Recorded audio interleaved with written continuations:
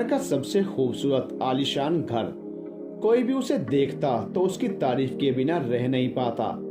एक बार घर का मालिक किसी काम से कुछ दिनों के लिए शहर से बाहर चला गया। कुछ दिनों बाद जब वह वापस लौटा तो देखा कि उसके मकान से धुआं उठ रहा है। करीब जाने पर उसे घर से आग की लपटें उठती दिखाई पड़ी। उसका खूबसूरत घर जल रहा था। वहाँ तमाशा बीनों की भीड़ जमा थी जो उसके घर के जलने का तमाशा देख रही थी। अपने खूबसूरत घर को अपनी ही आंखों के सामने जलता हुआ देख वह व्यक्ति चिंता में पड़ गया। उसे समझ नहीं आ रहा था कि अब क्या करे, कैसे अपने घर को जलने से बचाए।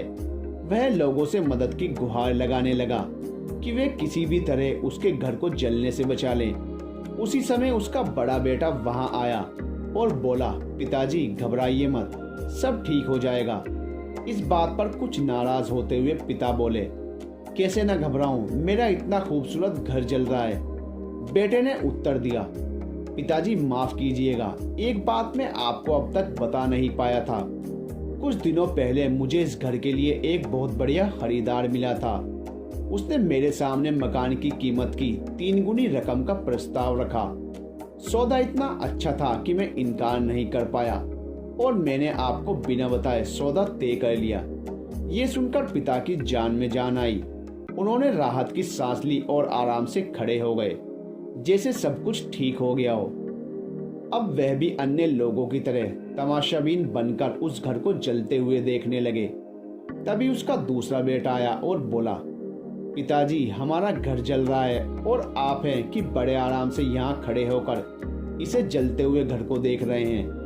आप कुछ करते क्यों नहीं? बेटा चिंता की बात नहीं है, तुम्हारे बड़े भाई ने ये घर बहुत अच्छे दाम पर बेच दिया है। अब ये हमारा नहीं रहा, इसलिए अब हमें कोई फर्क नहीं पड़ता। पिता बोले, पिताजी भैया ने सौदा तो कर दिया था, लेकिन अब तक सौदा पक्का नहीं हुआ है। अभी हमें पैसे भी नहीं मिले हैं। अब बताइए इस जलते हुए घर के लिए कौन पैसे देगा?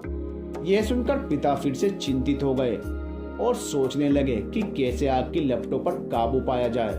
वह फिर से पास खड़े लोगों से मदद की गुहार लगाने लगे। तभी उनका तीसरा बेटा आया और बोला, पिताजी घबराने की सच में कोई बात नहीं है। मैं अभी उस आदमी से मिलकर आ रहा हूँ जिससे बड़े भाई ने मकान का सौदा किया था। उसने कहा है कि मैं अपनी जुबान का पक्का हूँ। मेरे आदर्श कहते हैं कि चाहे जो भी हो जाए अपनी जुबान पर कायम रहना चाहिए। इसलिए अब जो हो जाए, जबान दी है तो घर जरूर लूंगा और उसके पैसे भी दूंगा। पिता फिर से चिंता मुक्त हो गए और घर को जलते हुए देखने लगे। तो दोस्तों, एक ही परिस्थिति में व्यक्ति का व्यवहार भिन्न भिन्न हो सकता है और यह व्यवहार उसकी सोच के कारण होता है। उदाहरण के लिए जलते हुए घर के मालिक को ही ले लीजिए। घर तो वही था जो जल रहा था, लेकिन उसके मालिक की सोच में कई बार परिवर्तन आया और उस सोच के साथ उसका व्यवहार भी बदलता गया। असल में जब हम किसी चीज से जुड़ जाते हैं तो उसके छिन जाने पर या दूर हो जाने पर हमें दुख होता है, लेकिन हम यदि किसी चीज को खुद से अलग करके देखते हैं तो एक अलग सी आजादी महसूस करते हैं और दुख हमें छू तक नहीं पाता है। इसलिए दुखी होना और ना होना पूर्णतः आपकी सोच और मानसिकता पर निर्भर करता है। सोच पर नियंत्रण रखकर या उसे सही दिशा देकर हम बहुत से दुखों और परेशानियों से न सिर्फ बच सकते हैं बल्कि जीवन में नई ऊंचाइयां भी प्राप्त कर सकते हैं। चीजों के साथ हमारा अनावश्यक लगाव हमारे दुखों का कारण बनता है। दोस्तों, कैसी लगी आपको हमारी ये कहानी? हमें कमेंट करके जरूर बताइए।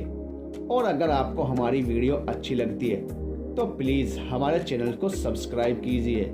वीडियो को अपने फ्रेंड्स के साथ शेयर कीजिए। मिलते हैं नेक्स्ट वीडियो में, तब तक के लिए गुड बाय।